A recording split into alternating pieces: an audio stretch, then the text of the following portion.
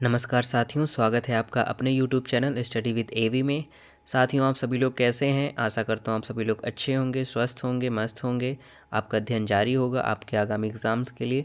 साथियों, आज हम इस वीडियो में सीटेट 2024 जो जनवरी में एग्ज़ाम्स हुआ था, तो जो पेपर सेकेंड है उसकी हम लोग इंग्लिश लैंग्वेज फ़र्स्ट सॉल्व करेंगे आज प्रैक्टिस सेट। तो साथियों, शुरू करते हैं आज का अभ्यास। तो इसमें क्या है, पार्ट 4 में आपकी लैंग्वेज फर्स्ट में इंग्लिश आती है साथियों, जो आपकी 91 से स्टार्ट होता है, क्योंकि पार्ट 1 में आपका क्या रहता है, आपकी पेडागोजी आती है। सेकंड और थर्ड में आपकी जो आप सब्जेक्ट लेते हैं सोशल साइंस या साइंस मैथ्स वो आता है, और पार्ट 4 में आपकी जो भी फर्स्ट लैंग्वेज होती है।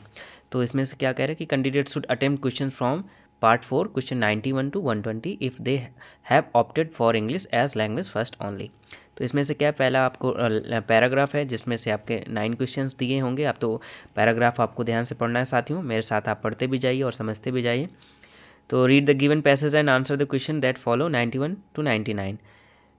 पैराग्राफ फर्स्ट है, we were walking across the garden when my daughter spotted a cluster of familiar red flowers.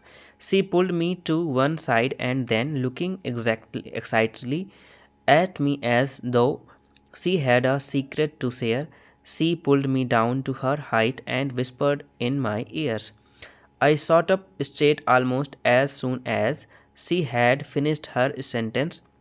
With my mouth ajar, I was about to tell her that it was probably not a good idea to do so when I was transported to the time when I was around her age. Paragraph second है साथियों, it had been a rather long day from school and I was dead tired. I was walking along the pathway that was lined with many axora plants when my friend grabbed me by the arm. Before I could do anything, he gleefully plucked a single flower from the cluster and showed it to me. Unimpressed, I was not about to be swayed by a puny flower and was about to admonish him when he turned the flower upside down to show me a tiny, almost invisible thread-like thing that projected out from its stalk. Paragraph third है, he pulled the faint alloys thread and right at the end of it a teeny drop of nectar appeared. At least that was what I think it was, as it was really quite sweet. That day we raided the axora plants. We really had a lot of fun. I could still taste the sweetness till today. My daughter's urgent tug brought me back to reality. I turned to my daughter and decided that she too needed to know the joy of tasting sweet nectar from beautiful blooms. तो साथियों, ये इसमें paragraph 3 paragraph दे रखे हैं, तो इनको आप ध्यान से पढ़ लीजिएगा, समझ लीजिएगा, और इनसे रिलेटेड आपको 9 क्वेश्चंस आपको एग्जाम्स में ऐसे ही देखने को मिलता है। बहुत सारे साथियों की डिमांड थे कि सर पे इंग्लिश का हूबहू बहू वैसा ही प्रैक्टिस सेट कराई जैसे कि एग्ज़ाम्स में आते हैं। तो साथियों, अब प्रीवियस ईयर से पेपर से अच्छा और कुछ प्रैक्टिस सेट नहीं हो सकता। अगर आप पिछले 10 साल के प्रैक्टिस सेट को सॉल्व करते हैं तो आपको 20 मार्क्स किसी भी आपके पोर्शन में नहीं गए। तो इस तरह से अगर आप देखेंगे तो आपकी 100+ मार्क्स कहीं भी नहीं गए अगर आप प्रैक्टिस करते हैं। तो साथियों, चलिए सॉल्व करते हैं आज का 91 questions. Identify the part of speech of the underlined word. इसमें आपको बताना है कि जो अंडरलाइंड वर्ड हैं उसके पार्ट ऑफ स्पीच कौन से हैं। I was transported to the time when I was around her age. तो टाइम और अराउंड आपको बताना है, तो कौन से पार्टी यहाँ पे पार्ट ऑफ स्पीच है। तो ऑप्शन पहला है नाउन एंड वर्ब, ऑप्शन दूसरा एडजेक्टिव एंड प्रीपोजिशन, ऑप्शन तीसरा है नाउन प्रीपोजिशन, और ऑप्शन चौथा है नाउन एडवर्ब। तो इसमें से आपको बताना है क्या सही होगा। तो जो टाइम है साथियों, ये क्या है, आपकी नाउन है, और जो अराउंड है ये क्या है, प्रीपोजिशन है। तो इसमें से नाउन और प्रीपोजिशंस किस में लिखा है, तो ये ऑप्शन नंबर 3 में लिखा है। तो इसका सही जवाब हो जाएगा option number is right answer. Next question 92, from the given anecdote one can assume that the two characters share the relationship of। तो यहाँ पे आपसे पूछा है, तो यहाँ पे पहले हम ये समझिए कि एंसीटोड मतलब होता है छोटी सी घटना, यानी कोई घटित हुई ऐसी। तो from the given anecdote one can assume that the two characters share the relationship, यानी कि जो दो कैरेक्टर्स यानी किसके बारे में यहाँ पे बात हो रही है, कौन से वो दो कैरेक्टर हैं जिनके बारे में पैराग्राफ में बात की गई है, तो आपको बताना है साथियों। तो यानी मदर है और एक बेटी है, तो उसके बारे में बात की जा रही ना। तो यानी ऑप्शन पहला क्या है, बेस्ट फ्रेंड, ऑप्शन दूसरा मदर एंड डॉटर, तो यही इसका आंसर हो जाएगा। तीसरा क्या है, स्कूल एंड मेट्स, तो ये तो है नहीं, option 4 grand mothers and grand child, ये भी नहीं है, तो ऑप्शन सेकंड जो है वो आपका राइट आंसर हो जाएगा। मदर एंड डॉटर के बारे में ये जो स्टोरी है वो आपके ऊपर जो पैराग्राफ है उसके बारे में है। नेक्स्ट क्वेश्चन पर आते हैं, question number 93। To be transported in time means, option पहला है ट्रैवल बैकवर्ड्स, ऑप्शन दूसरा to indulge in time travel, option तीसरा है recollect memories of the past, option चौथा है टू टेक फ्यूचर डिसीजंस। तो to be transported in time means का मतलब होता है साथियों कि आपकी ऐसी जो याददाश्त हैं या मेमोरी हैं उनको, यानी कि जो आपने पिछले टाइम में हमने कलेक्ट किए हो। तो to be transported in time means का मतलब है recollect memories of the past, यानी इसका सही जवाब हो जाएगा आपका ऑप्शन तीसरा जो होगा वो राइट आंसर होगा, option third is the right answer. Next question, question number 494 साथियों। I was about to admonish him, आप यहाँ पे आपको एडमोनिश बताना, the underlined word can be replaced by the word, यानी कि इसकी जगह पे और हम लोग किसके कौन से वर्ड के द्वारा एडमोनिश को रिप्लेस कर सकते हैं, आपसे पूछा है। तो आपको बताना है साथियों। तो एडमोनिश का मतलब होता है किसी चीज़ को धिक्कारना, चेताना, कोई चीज़ चेतावनी देना। तो यहाँ पे आपको अप्रिशिएट का मतलब, तो क्या बहुत अप्रिशिएट करना किसी को कि बहुत अच्छा किया। रिप्रेमेंट, रिप्रेमेंट का मतलब होता है कि किसी चीज़ के लिए डांटना, डपटना। रिफ्यूज़ मतलब उसको छोड़ना, और आपका जो कज़ोल होता है यानी फुसलाना, बहलाना होता है। तो यहाँ पे जो एडमोनिश है ये आपको बताना है। तो एडमोनिश का मतलब यहाँ पे बेस्ट इसका क्या होगा, जो रिप्लेस्ड वर्ड करेगा वो करेगा आपका रिप्रेमेंट, यानी कि रिप्रेमेंट का मतलब कि डांटना और इसका मतलब यही चेताना। तो यही इसका सही जवाब हो जाएगा, option second is the right answer इसका हो जाएगा। Next question 95। Complete the word analogy, यानी आपको बताना है इसके समनार्थी, जैसे ये इसमें आपको ये दे रखी है एनालॉगी, इसी के समनार्थी यानी क्लस्टर, बंच, पोनी। तो इसमें इसी तरह से आपको बताना है कि पोनी के लिए क्या समनार्थी आएगा। तो क्लस्टर और बंच इसका मतलब क्या होता है, गुच्छा, समूह, ये तो होता है।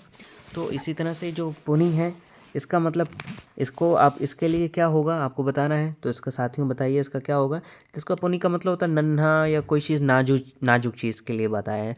तो यहाँ पे जो डेलिकेट होता है उसका मतलब नाजुक होता है, कलरफुल मतलब रंगीला, और तीसरा क्या प्रिकली मतलब किसी चीज़ का छिड़कना या कोई चीज़ कांटेदार होना, लॉन्ग स्टॉक का मतलब डंठलदार होना। तो यही तो जो पुनी के लिए बात हो रही है, तो यहाँ पे कौन सा सही जवाब हो जाएगा, ये आपका नाजुक है। तो डेलिकेट का मतलब भी क्या होता है, डेलिकेट का भी मतलब होता है नाजुक या जो आपका उसके जैसा हो। तो ऑप्शन जो आपका पहला है वो आपका राइट आंसर हो जाएगा, डेलिकेट, ऑप्शन फर्स्ट क्या हो जाएगा, सही जवाब हो जाएगा। नेक्स्ट क्वेश्चन पर बढ़ते हैं साथियों। Next question, question number 96। In para first according to the mother it was not a good idea to, जो आपका पैरा फर्स्ट दे रखा था, according to the mother it was not a good idea to, क्या अच्छा विचार नहीं था बताना है मदर के हिसाब से। Option first taste sweet nectar from flowers, option दो read the ixora plants, option third walk in the garden the whole day long, option four walk along the pathway alone. तो आपको बताना है इसमें कौन सा सही जवाब हो जाएगा। तो यानी कि पैरा फर्स्ट में जो कहा गया था कि according to the mother it was not a good idea, यानी माँ ने कहा था कि अच्छा नहीं है, तो क्या कहा था, यानी test sweet nectar from flower, यानी कि मिठाई का जो उसके फ्लावर्स के नेक्टर से मज़ा लेना वो गलत है। ये mother was not good idea, ये कहा था कि अच्छा विचार नहीं है। तो ऑप्शन फर्स्ट जो हो जाएगा वो आपका सही जवाब हो जाएगा, taste sweet nectar from flowers. Next question 97। To be dead tired does not mean, option first to feel too tired to walk, option two second to be exhausted, option third to be completely exhausted, option four to feel refreshed. तो to be dead tired does not mean, यानी कि इसमें से mean नहीं है, यानी बहुत बुरी तरह से थक जाना, इसका मतलब टू बी डेड टायर्ड का मतलब बहुत बुरी तरह से, तो to feel too tired to walk मतलब इसका मतलब यानी कितना थक जाना कि चलने लायक भी नहीं बचना, ठीक है, तो इसका मीनिंग हो गया। टू बी एग्जॉस्टेड यानी पूरी तरह से एग्जॉस्ट हो जाना, पूरी तरह से मतलब निचोड़ जाना जिसको कहते हैं। और टू बी कम्प्लीटली एग्जॉस्टेड ये भी इसका हो जाएगा। तो आपको बताना है तो कौन सा, टू फील रिफ्रेश्ड यानी कि टू फील रिफ्रेश का मतलब बिल्कुल बिल्कुल ताज़ा ताज़ा महसूस करना, ऐसा तो है नहीं इसमें। तो to be dead tired does not mean क्या होगा, to feel refreshed. Option 4 is the right answer हो जाएगा। Next question 98, read the following sentence. Assertion है आपको यानी जो कथन है, अभिकथन है, और ये दे रखा है और इसका रीज़न होगा वो आपको यानी बताना है कि जो आपका एशोरेशन है वो रीजन से मैच कर रहा है कि नहीं कर रहा। अगर मैच कर रहा है तो उसके हिसाब से आपको आंसर देना है। तो एशोरेशंस क्या है, the child was excited to share a secret with her mother. Reason क्या है, कारण क्या है, the mother was in this belief and went down memory lane. यानी कि जो बच्चा था वॉज एक्साइटेड टू शेयर, अपनी जो भी सीक्रेट था मम्मी को बताने के लिए बहुत ही एक्साइटेड था, उत्सुक था। और कारण क्या है, the mother was in disbelieve क्योंकि उस पर विश्वास नहीं करती, एंड वेंट डाउन मेमोरी लेन और वो यानी उसकी बैक मेमोरी लेन पे जानती थी। तो आपको बताना है इसका सही जवाब क्या हो जाएगा। तो A is correct but R is incorrect, both A and R correct, or both A and R true but R is not the correct explanation of A. Option 4, both A and R true and R is the correct explanation of A। तो यानी कि क्या है, ये पूरी तरह से सही होगा आपका, जो ऑप्शन 4 होगा वही आपका राइट आंसर होगा। Option number 4 is the right answer होगा। both A and R are true and R is the correct explanation of A। next question 99, read the following sentence। आपको सेंटेंस पढ़ने हैं, उसके हिसाब से आपको आंसर देना है। सेंटेंस ए है, the writer's is tormented by the memories of her childhood. B sentence, the daughter secret bring back nostalgic memories of the school day. Question C, the writer wants her child to be connected to the sweet pleasures of nature. तो आपको बताना है किसमें से कितने सही है और कौन सा गलत है। Option A and C are correct, B is incorrect. Option second, B and C are incorrect, A is correct. Option third, A and B are correct. Option C is incorrect. और option 4 A B and C are correct, A is incorrect. तो इसमें सही है, आपको जवाब बताना है तो इसका सही जवाब क्या हो जाएगा साथियों, तो इसका सही जवाब हो जाएगा आपका B and C are correct but A is incorrect. तो ऑप्शन 4 जो हो जाएगा वो आपका राइट आंसर हो जाएगा, क्योंकि यही तो उसमें से उसने कहा था कि daughter secret brings back nostalgic memories of the school days, और ये the writer wants her child to be connected to the sweet pleasure. वो चाहता था कि जो उसका बच्चा है वो नेचर से जो भी उसको उत्साह मिल रहा है, प्लीजर मिले, आनंद मिले, वो ले सके। जो और the writer terms the memories of childhood यानी वो टर्मिस नहीं हुआ था। तो बी और सी क्या होंगे, करेक्ट होंगे, और ए जो होगा वो इनकरेक्ट होगा। ये रहे हमारे साथियों पहले पैराग्राफ से जो आपके क्वेश्चन आंसर थे, हमने सॉल्व किया 91 से 99। अब नेक्स्ट आपका स्टार्ट होता है, आपकी जो है वो पोएम आती है। Read the given extract and answer the questions that follow 100 to 105, यानी आपको 6 क्वेश्चंस मिलेंगे। तो जो आपकी लैंग्वेज फर्स्ट साथियों चूज़ करते हैं तो उसमें 2 पैराग्राफ आते हैं लगभग, एक आता है आपका जो पैसेज आता है और एक पोएम आती है पोइट्री के हिसाब से, और 15 क्वेश्चन आपके पेडागोजी के रहते हैं। तो पेडागोजी आपके 105 के यानी 106 से स्टार्ट होगी। तो पहले हम इस पोएम को रीड करते हैं। My tea is nearly ready and the sun has left the sky. It's time to take the window to see Larry go by. For every night at tea time and before you take your seat with lantern and with ladder he comes posting up the street.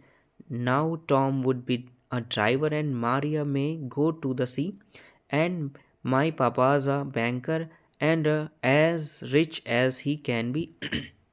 But when I am stronger and choose what I am to do. Oh, Leary, I will go around at night and light the lamps with you, for we are very lucky with a lamp before the door. And Leary stops to light it as he lights so many more. And oh, before you hurry by with ladder and with light, oh, Leary, see a little child and nod to him tonight. तो आपको साथियों आपने poem पढ़ ली होगी मेरे साथ, आपने इसको अंडरस्टैंड कर लीजिएगा थोड़ा सा पॉज करके वीडियो को। अब इसके क्वेश्चंस को हम लोग सॉल्व करते हैं। क्वेश्चन 100 है, why does the poet consider himself to be fortunate, यानी कि पोएम अपने जो पोएट है यानी जो कवि है वह अपने आप को भाग्यशाली क्यों मान रहा है, आपको बताना है। फॉर्चुनेट मतलब भाग्यशाली। तो ऑप्शन फर्स्ट है, he has a rich banker father, क्योंकि वो एक रिच बैंकर यानी बहुत पैसे वाला बैंकर पिता था। Option second, he does not have to light others peoples doors. Option third, he has light at night by his door. Option four, he is strong and doesn't have to make a choice in life. तो आपको इसका सही जवाब बताना है, तो इसका सही जवाब क्या हो जाएगा कि ही has light at night by his door. तो यही इसका सही जवाब होगा। क्यों अपने आप को भाग्यशाली मान रहा है? क्योंकि वो अपने दरवाजे रात को लाइट जला पा रहा है। तो option third is the right answer हो जाएगा। Question number 101, the phrase the sun has left the sky indicates that. The phrase the sun has left the sky indicates, क्या इंडिकेट्स कर रहा है आपको बताना है। मतलब क्या हुआ, the sun has left the sky, मतलब जब सूरज छोड़ता है तो उस समय क्या होता है, आप ये तो आपसे पूछा है। तो ऑप्शन फर्स्ट क्या, it is morning, it is फोरनून यानी दोपहर के बाद का समय, इट इज़ आफ्टरनून, सॉरी फोरनून मतलब दोपहर के पहले का समय, आफ्टरनून मतलब दोपहर के बाद का समय, और इट इज़ इवनिंग टाइम यानी कि समय। तो जब सूरज आसमान छोड़ रहा होता है तो उस समय कौन सा समय होता है साथियों? तो उस समय होता है शाम ढल रही होती है। तो option four is the right answer हो जाएगा। कौन सा हो जाएगा? फोर। नेक्स्ट क्वेश्चन पे आते हैं 102nd, read the following sentence. आपको सेंटेंस पढ़ने हैं ए, बी और सी, बताना है कि इसमें से कौन सा सही है और कौन सा गलत है। The poet occasionally has a light outside his door. Second sentence, the poet wants to be a banker like his father when he grows up. और सेंटेंस सी है, the poet is fascinated by the lamps lighter professions. तो इसका सही जवाब बताना है साथियों। जिसका सही जवाब क्वेश्चन सॉरी ऑप्शन फर्स्ट है, A and C are correct, B is incorrect. Option second, B and C are correct, A is incorrect. Option third, A and B are incorrect, C is correct. Option four क्या है, A and B are correct और C is incorrect. तो आपको बताना है इसमें से कौन सा सही और कौन सा गलत है। तो आप इसमें से क्या कहा गया था कि जो the poet occasionally has a light outside his door, तो ये तो आपको सही है। और ये क्या है, नहीं ये सही नहीं होगा। The poet is fascinated by the lamps lighter profession, यानी कि जो लैम्प लाइटर्स प्रोफेशन से वो क्या था, बहुत ज़्यादा खुश था। तो इसमें ये ऑप्शन आपका ऑप्शन था, ये सी सही होगा और ए आपका गलत होगा। The poet wants to be a banker like his father when he is grow up, तो ये भी नहीं था, वो ये भी नहीं बनना चाहता था, तो ये भी नहीं सही होता। इसमें केवल आपका ऑप्शन सी सही होगा। तो इसमें से कौन सा, A and B are incorrect और सी इज करेक्ट। तो ऑप्शन थर्ड क्या हो जाएगा, आपका सही जवाब हो जाएगा। Option third is the right answer. Next question पर आते हैं साथियों। वीडियो आपको कैसे लग रहा है? थोड़ा सा वीडियो लेंदी है क्योंकि जैसे एग्जाम्स में क्वेश्चंस पूछे जाते हैं वही प्रैक्टिस सेट है आपको 2024 में जो आया हुआ है। तो अगर साथियों आपकी डिमांड थी, तो अगर आपको अच्छा लग रहा है वीडियो तो ज़रूर लाइक कर दीजिएगा। मैं खुद क्योंकि थोड़ा सा एक्सप्लेनेशन भी करना पड़ रहा है इसलिए टाइम थोड़ा ज़्यादा लग रहा है। अच्छा लगे तो साथियों लाइक ज़रूर कर दीजिएगा और चैनल को अभी तक सब्सक्राइब नहीं किया तो सब्सक्राइब करके बेल आइकन को प्रेस कर लीजिएगा। बढ़ते हैं अगले क्वेश्चन पर। Question number 103, with reference to the poem complete the word analogy, यानी कि आपको पोएम के रेफरेंस के हिसाब से उसको कंप्लीट करना है। लीरी लैम्प लाइटर, ये तो थी, यानी लीरी क्या थी, लैम्प लाइटर, जलाती थी लैम्प लाइटर, उसको लैम्प जलाना बहुत पसंद था। और फादर कैसे थे, यानी क्या थे, वो रिच बिजनेसमैन थे, ड्राइवर थे, सेलर थे या बैंकर थे? तो क्या थे, वो बैंकर थे। तो 4 नंबर क्या हो जाएगा आपका राइट आंसर हो जाएगा, यानी लीरी लैम्प लाइटर थी और फादर क्या थे, बैंकर। तो option number 4 is the right answer हो जाएगा। Next question 104, identify the rhyme scheme in lines 5 to 8, यानी आपको राइम स्कीम बताना है जो लाइन्स 5 से लेकर 8 तक हैं, उसमें से जो राइम्स आए हुए हैं आपको देखना है। तो यहाँ पे साथियों उसके लिए हमें थोड़ा सा बैक जाना पड़ेगा, हमें पोएम्स में जाना पड़ेगा। उसकी लाइन्स हैं 5, 6, 7, 8 देखनी पड़ेंगी। तो 5, 6, 7, 8 हम लोग देखते हैं। तो 1, 2, 3, 4, 5। तो यहाँ पे 5 जो लाइन है, now Tom would be a driver and Maria में गो टू द सी, तो इसके लास्ट में क्या आया, सी आया। तो सी और 6 लाइन में क्या है, बी। तो सी और बी तो दोनों एक जैसे साउंड कर रहे ओके। तो ये तो राइमिंग है, लेकिन जो लाइन जो 7 है, यानी इसमें लास्ट में क्या है, आई एम टू डू, तो इसमें डू आया है 7 में। और 8 लाइन में क्या है, यू आया। तो डू और यू एक जैसे साउंड नहीं कर रहे, तो ये आपका नहीं राइम बना रहा, लेकिन सी और बी बना रहे। तो अब आते हैं क्वेश्चंस पर आते हैं। तो क्वेश्चन हमारा क्या है, identify the rhyme scheme in lines 5 and 8। तो आपको बताना A B B A, option second A B B, option third A B और ऑप्शन 4 ए बी ए। तो इसमें से आपको बताना है साथियों क्या होगा इसमें। तो आपको ये याद रखना है कि इसमें क्या आया था, सी और बी। तो सी और बी के हिसाब से यानी कि इसमें ए बी तो शुरुआत कहीं नहीं है साथियों, तो इसके हिसाब से आपका कौन सा ऑप्शन सही हो जाएगा। इसमें ए एक जैसे हैं, बी यानी एक जैसे नहीं है, तो आपको ये हो जाएगा आपका ए ऑप्शन जो सेकंड होगा वो आपका राइट आंसर हो जाएगा, ए बी यानी वो साउंड कर रहे हैं, बी और सी एक जैसे साउंड कर रहे हैं, तो वो ए और ए यानी एक जैसे हैं, तो वो हो गया। और जो डू और यू वो एक जैसे साउंड कर रहे हैं, तो ये दोनों बी एक जैसे हो गए। तो ऑप्शन सेकंड क्या हो जाएगा, राइट आंसर हो जाएगा ए बी। तो ये आपका सही जवाब हो जाएगा। कहने का मतलब है सी,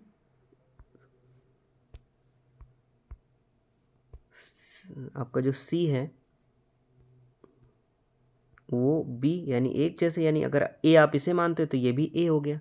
और जो आपका डू था और यू जो एक जैसे साउंड, तो अगर आप इसको बी मानते तो ये भी आपका बी हो गया। तो इसलिए ए बी हो गया। तो आपका ऑप्शन सेकंड जो हो जाएगा वो राइट आंसर हो जाएगा। 105 क्वेश्चन जो है आपका, the poet looks at the lamp lighters profession with. तो उसको यानी कि जो पोएट है यानी जो कवि है जिसने लिखा है लैम्प लाइटर्स ये, तो वो उस प्रोफेशन विथ यानी कैसा था, वंडरफुल था, जेलसीफुल था, क्यूरियसली था या कन्फ्यूज़न था। तो यानी उसके लिए कैसा करने वाला था वो, अचंभित यानी आश्चर्यजनक था। तो इसका ऑप्शन फर्स्ट क्या हो जाएगा, राइट आंसर हो जाएगा वंडरफुल। अब साथियों अब आते हैं हमारे ये पैसेज से रिलेटेड सारे क्वेश्चंस हो गए 15 क्वेश्चन। अब इंग्लिश की पैडागॉजी आती है, तो इंग्लिश की पैडागॉजी हम लोग करते हैं। बहुत ध्यान से साथियों करिएगा, थोड़ा सा लेंदी रहा वीडियो वहाँ पे। अब थोड़ा सा हम लोग जल्दी जल्दी करते हैं। Malayalam spoken by a particular community in Kozhikode is slightly different from the Malayalam spoken by others in the same place. What is the Malayalam spoken by the particular community known as. आपको बताना option A 2 varieties of Malayalam, option second regional dialect of Malayalam, option third social dialect of Malayalam, option 4 they are 2 different language. तो इसमें से आप questions कहा है, क्या कहा है उसने कि जो मलयालम बोली जाती है एक पर्टिकुलर कम्युनिटी इन कोझिकोड में बोली जाती है, डिफरेंट सलेंटी और different from the Malayalam spoken by the others in same plains. और कुछ जगहों पे जो मलयालम के अदर भी बोले जाते हैं। तो what is the Malayalam spoken by the particular community known as. तो जहाँ पर ये मलयालम बोली जा रही है उस पर्टिकुलर कम्युनिटी को क्या क्या बोलेंगे, ये आपसे पूछा है। तो उसे क्या कहेंगे, सोशल डायलेक्ट ऑफ मलयालम। तो ऑप्शन थर्ड क्या हो जाएगा आपका, राइट आंसर हो जाएगा। Option third is the right answer. Next question 107।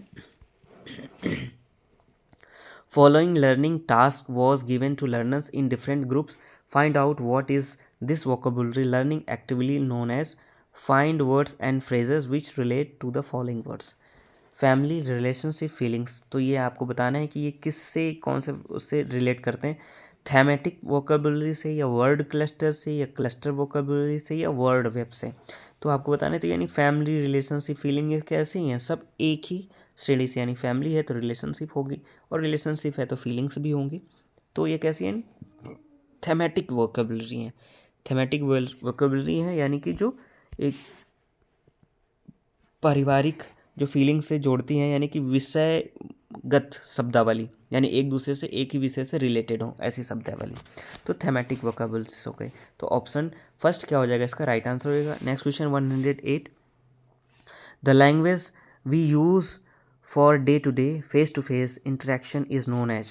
Option A cognitive academic language proficiency यानी CALP, option second basic interpersonal communication skill BICS, option third communicative language skills, option 4 interpersonal language proficiency. तो the language we use for day to face interaction is known as, उसे कहते हैं साथियों basic interpersonal communication skill यानी BICS, जिसको short form में कहते हैं। तो ऑप्शन सेकंड क्या हो जाएगा आपका, सही जवाब हो जाएगा, यानी बुनियादी पारस्परिक संचार कौशल।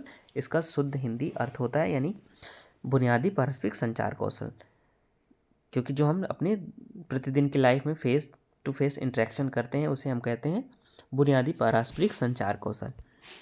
क्वेश्चन नंबर 109 पर आते हैं।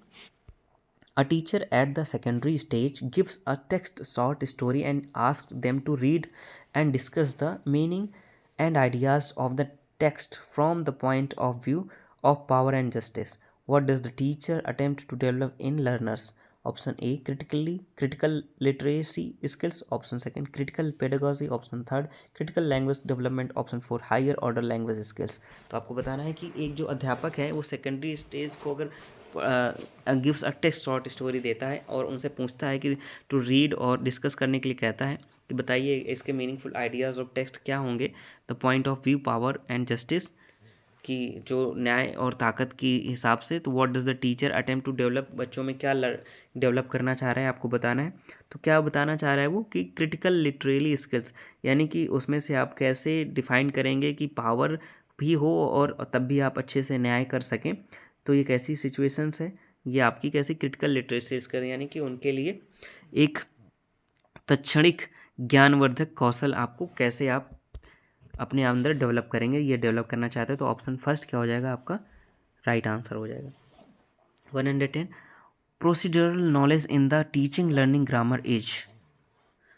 Option A knowing how to do grammatical item. Option second knowledge about the grammatical item. Option third knowing the rules of grammatical items. Option four knowing the language and its culture. तो आपको बताना है कि जो आपकी procedural knowledge in the teaching learning grammar में वो क्या, यानी प्रक्रियात्मक जो ज्ञान है, आप अगर व्याकरण सिखा रहे बच्चे को तो उसके लिए क्या उसको जानना आवश्यक है, ये आपको बताना है। तो क्या जानना आवश्यक है, तो उसके लिए knowing how to do grammatical item, कि किस तरह से हम जो ग्रामेटिकल आइटम है उनको कहाँ पे प्रयोग करेंगे, ये जानना बहुत ज़रूरी। तो ऑप्शन फर्स्ट क्या हो जाएगा आपका सही जवाब हो जाएगा। Next question 111 A teacher of class 7th conducts a pair work activity in which the pairs are given a story of 10 sentences.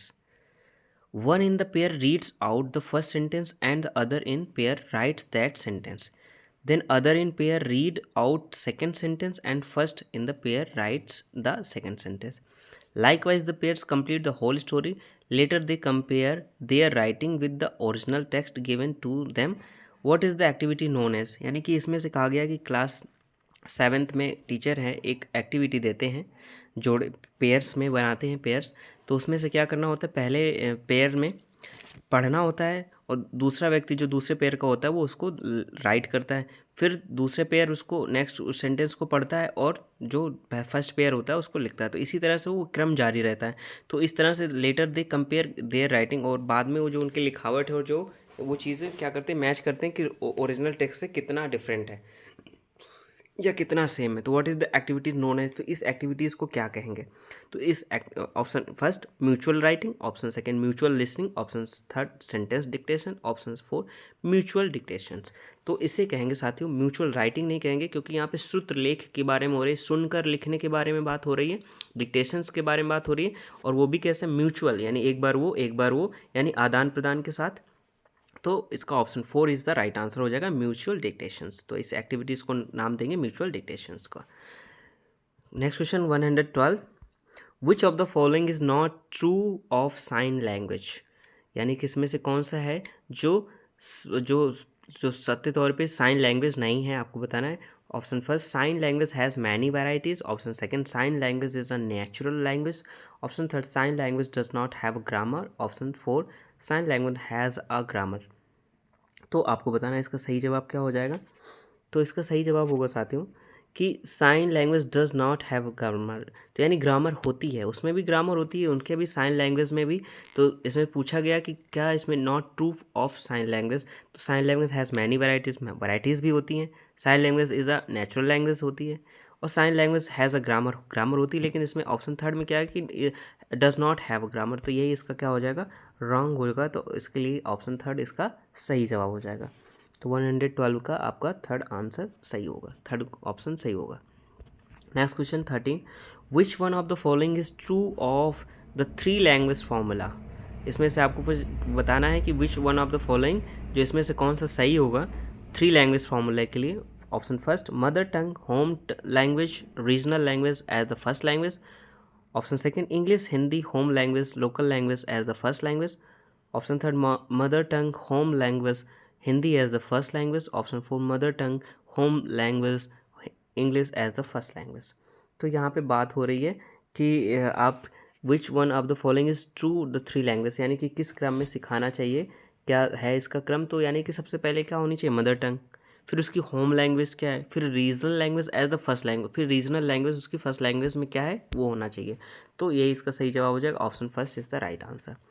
Remedial teaching is for, यानी कि जो रिमेडियल टीचिंग होती है, यानी कि बच्चे जो कमज़ोर होते हैं उनके लिए जो रिमेडियल क्लासेस शुरू की जाती हैं, जो हम उनके लिए संवर्धन उनका बच्चों का करना, जो कमज़ोर बच्चे हैं, तो उसके लिए आपको यानी किसके लिए होती है आपको बताना है। Option first learners who need attention of on certain aspects of language learning. Option second teachers who need to modify their teaching for certain students to learn the language. Option third learners and teachers to understand the mode and modify improve their teaching learning strategies.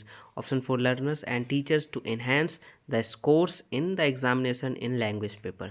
तो remedial teaching जो होती है किस लिए होती है साथियों, ये आपको बताना है। तो वो होती है कि जो सीखने वाले हैं और जो टीचर्स हैं यानी जो सिखाने वाला है वो समझ सकें और उसमें मॉडिफाई कर सकें, इम्प्रूव कर सकें, और टीचर अपने टीचिंग स्टाइल को, यानी कि कौन से बच्चे को कौन सी टीचिंग स्टाइल पसंद आ रही है, किस तरह से उसको समझाए कि उसको समझ में आए। लर्निंग स्ट्रेटजीज देखें कि मैंने जो अभी तक समझाया हो सकता है उस स्ट्रेटजी से उसको ना समझ में आ रहा हो, तो उसके लिए तो ऑप्शन थर्ड इसके लिए क्या हो जाएगा, आपको सही जवाब हो जाएगा, option third is the right answer. Option third क्या हो जाएगा, learners and teachers to understand and modify improve their teaching learning strategies. Next question, question number 15। A method of teaching in which a teacher and 4 students from a collaborative learning group with different roles dialogue occur on the content of the text passage, which creates a zone of proximal development in which reading comprehension improves.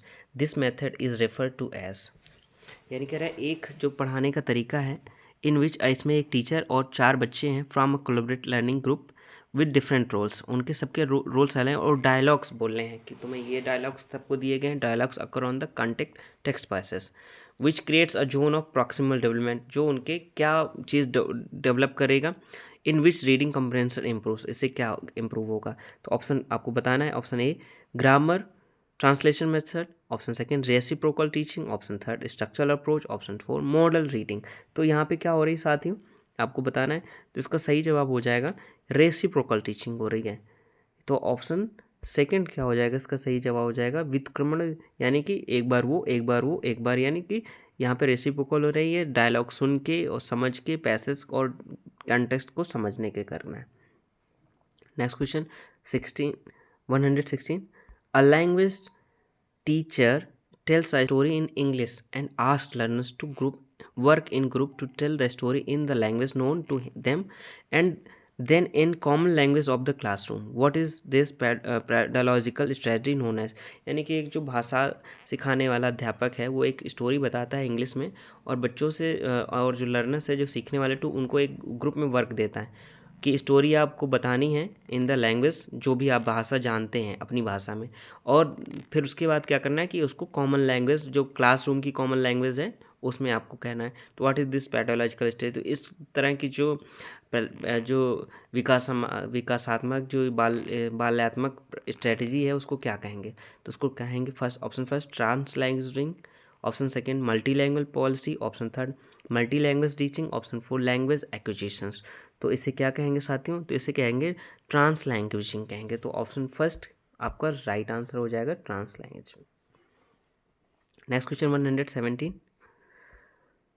A learner reads through the news item in the newspaper to know specific information, this reading is known as, यानी कि एक सीखने वाला है वो क्या करता है न्यूज़पेपर पढ़ता है, news items in the newspaper to know specific, और उसमें से एक विशेष इन्फॉर्मेशन को कलेक्ट करता है। This reading is known as, तो उसके क्या कहेंगे, option A critical reading, option second skimming, option C scanning, option D for study skill. तो उसे क्या कहेंगे हम लोग, स्कैनिंग कहेंगे, यानी बहुत गहनता के साथ, विशेष इन्फॉर्मेशन है ना, स्पेसिफिक इन्फॉर्मेशन है, यानी विशेष गहनता के साथ किसी चीज़ को पढ़ना यानी स्कैनिंग करना। तो ऑप्शन थर्ड क्या हो जाएगा इसका सही। स्किमिंग का मतलब होता है साथियों जल्दी सरसरी निगाह से पढ़ना, और क्रिटिकल रीडिंग का मतलब होता है कि बहुत धीरे धीरे रुकावट से पढ़ना, और स्टडी स्किल का मतलब केवल अध्ययन के लिए पढ़ना। तो यहाँ पे इसमें स्पेसिफिक इन्फॉर्मेशन के लिए न्यूज़पेपर पढ़ रहा है तो यानी स्कैनिंग। तो option third is the right answer. Next question, question number 118, what is the interlanguage identification. Option first, यानी इंटरलैंग्वेज आइडेंटिफिकेशन यानी कैसे पहचानेंगे, जो आंतरिक लैंग्वेज भाषा होगी उसकी पहचान कैसे करेंगे। Learners judgement that something in the native language and something in the target language are similar, यानी कि जो बच्चा भाषा सीख के आया है और जो सीखना चाहता है उसमें उसके बारे में। Option second, learners judgement that something in the native language and something in the target language are dissimilar. Option third, learners judgement that the knowledge of the native language interferes in the learning of second language. Option four, learners understanding that learning of different language warrants different abilities. तो इसमें उससे बात हो रही है साथियों कि what is the inter language identifications की पहचान क्या होती है।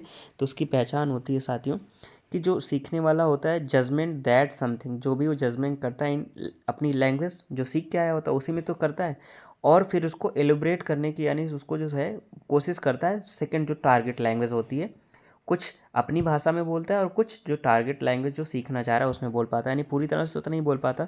तो इसका सही जवाब हो जाएगा learners judgement that something in native language and something in the target language are similar. तो ऑप्शन थर्ड क्या हो जाएगा, सॉरी ऑप्शन फर्स्ट क्या हो जाएगा आपका राइट आंसर है। तो ऑप्शन फर्स्ट क्या हो जाएगा साथियों, राइट आंसर हो जाएगा।